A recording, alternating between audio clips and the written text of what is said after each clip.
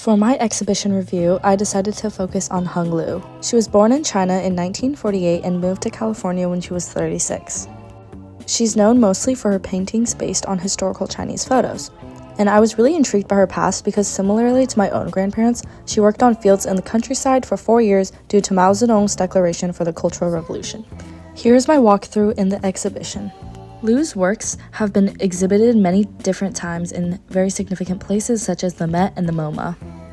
In her lifetime, she worked with a huge variety of different materials and techniques.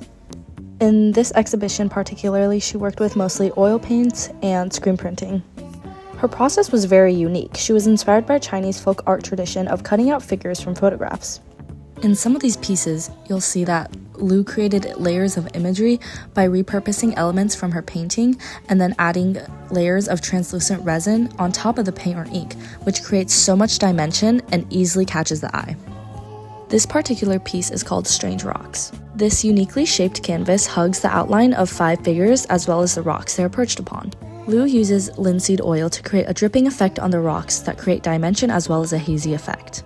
To me, this symbolizes the experience of an unpredictable and harsh upbringing conveyed by the extreme contrast and shading in the varied forms of the rocks.